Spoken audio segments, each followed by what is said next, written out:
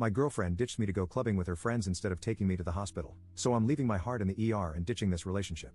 I, 22M, have been with my girlfriend, 22F, for 5 years. We've been together since high school, and until recently, I've always considered her to be my future wife. I even bought a ring and was planning on proposing over the coming months, but now I'm not so sure. Last weekend was my girlfriend's best friend's birthday. She and her friends booked a private lounge at a club, and I didn't go since I wasn't invited. I hate clubbing and things associated with that anyway, so I didn't really care.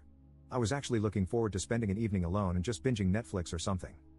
Well, my girlfriend left around 9 p.m., and I just crashed on the couch and watched some YouTube. Around 11 p.m., I started to feel this distinct stomach pain, sort of like the same pain you experience when someone hits you in the forbidden lower half. It wasn't bad at first, and I just thought my body was playing some tricks on me, but in the span of about 5 minutes, the pain just kept getting worse and worse until I was basically stuck in the fetal position on the couch. Initially, I just thought the pain would go away, but then I took a look under my pants, and it felt like my right marble was starting to swell. The moment I tried to get up and grab my phone to inspect whatever the hell was happening to me, I just collapsed to the floor. That was probably the worst pain I've ever felt in my life. Imagine being pelted in the forbidden zone over and over again. It was like that, constantly. I did manage to crawl to the table next to the couch to get my phone, and I immediately tried calling my girlfriend, but she declined my call. I then texted her that something was wrong and she should come home immediately. The club she went to is like a 5-minute walk from our apartment, so I just put the phone down and started throwing up because of the pain. After throwing up for like a minute, it felt like the pain started to cool down a bit, and I grabbed my phone again, and that's when I saw her response. She just replied with, "What is it?" with the unamused face emoji. I tried calling her again, but as expected, she just declined again. I then texted her that I need to go to the hospital now. She then asked for what, and I just replied with my marbles hurt. I then just dialed emergency services. I explained my situation to the emergency responder, and she asked if there was somebody who could drive me to the hospital, and I stupidly said yes.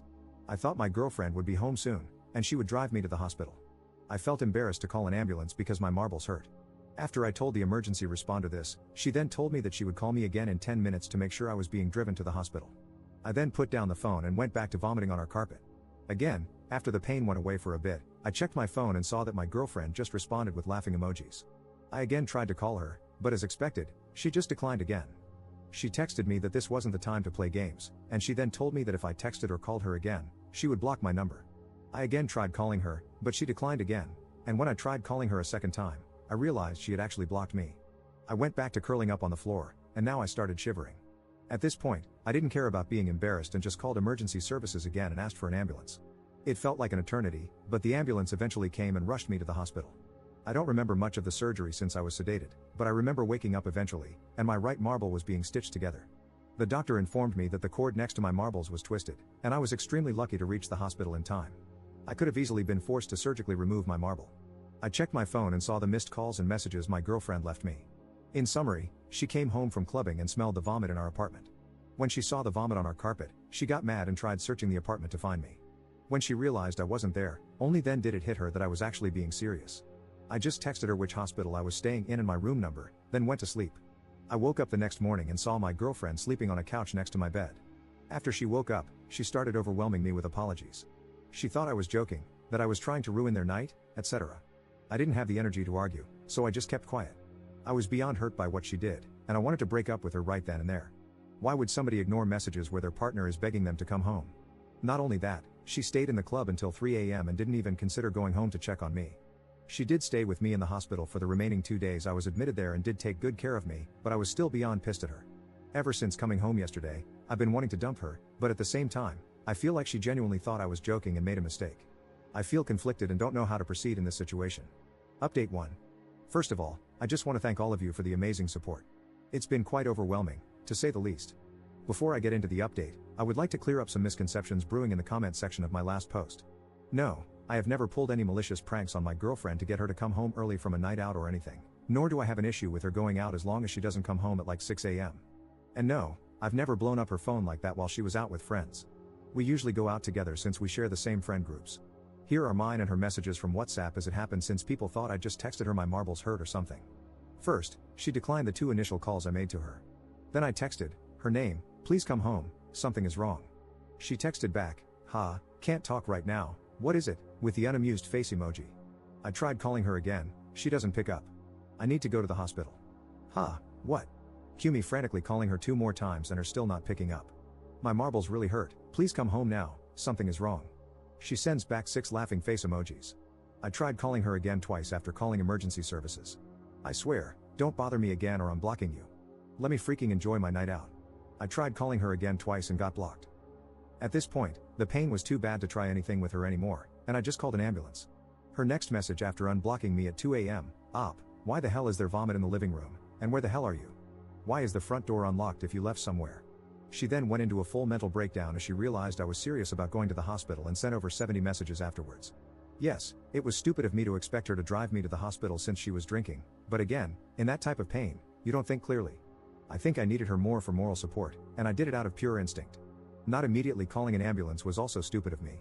I was in a lot of pain, but stupidly at the time thought that whatever I was going through would eventually calm down, and driving to the hospital would be better than calling an ambulance. Also, in hindsight, being embarrassed about calling an ambulance over my marbles was definitely also really stupid. The amount of mental gymnastics some of you did in my comments to paint me as some sort of dweeb or emotionally needy person for bothering my girlfriend was truly mind-blowing to me. I promise you if my girlfriend was in my position and I ignored her, none of you would be defending me. Now for the update, thank you to all those who wished me a speedy recovery. I'm doing much better now. Not being able to go to work for the next 3 weeks is definitely a bummer though. I work for my dad's construction company, and my job requires lifting a lot of heavy weights. I'm also prohibited from having any bedroom intimacy for the next 2 to 3 weeks as well. I might have also developed some trauma due to the pain, and I randomly get the same sensation again, and I get super anxious until it goes away. As for me and my girlfriend, it's complicated. As so many of you and my mom told me, 5 years is definitely a long time to throw away without having a proper conversation with her. So I did just that. I told her how hurt I felt by everything and mentioned the following points: her ignoring my messages and declining my calls. Yes, clubs are loud, but where I'm from, there are areas where you can definitely have a conversation over the phone, blocking me after I tried calling her not checking on me once, even though the club she went to is only a 5-minute walk from our apartment, and her being angry about the vomit instead of being concerned. After hearing all that, she got defensive and told me that I could have conveyed my situation better and that she genuinely thought I was joking. She was drunk and wasn't thinking clearly. She also told me that it couldn't have been that painful and I was over-exaggerating. I then told her yes, I could have phrased my messages better, and I apologized for that, but I described the pain I was in and told her that I barely had the strength to text her, let alone send her a detailed description of what was happening to me, and definitely couldn't think straight throughout everything. After hearing what I said, she started crying and apologizing for what she did. She told me if she knew how serious it was, we wouldn't have been having this conversation. She then also apologized for her being mad over the vomit. According to her, she was drunk and tired and was just expressing frustration. I then asked her why she thought I was joking and if she was cheating on me, because this was seriously out of character for her, hence why I immediately trusted her with this. She started crying harder, and she looked like I just slapped her in the face. She told me that she just thought I was being insecure about her being in the club with a bunch of guys, and no, she wasn't cheating on me and would never do something like that. We then hugged for a solid 10 minutes after that.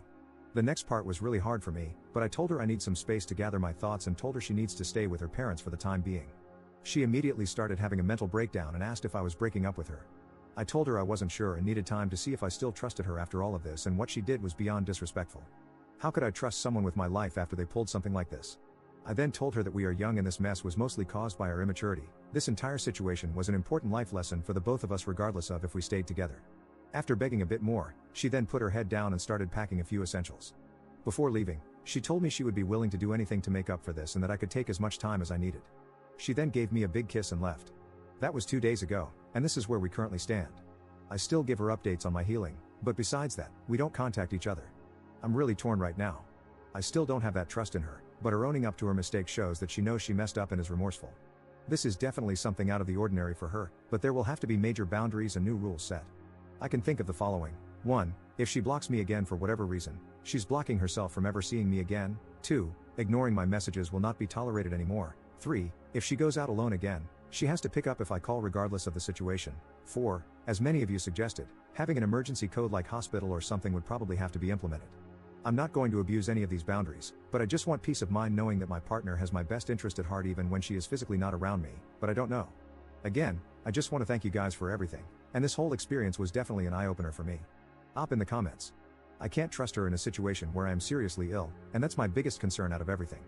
We have been best friends for 12 years, together for 5, and I love her dearly. As it stands now, it's really unlikely that I will get back together with her.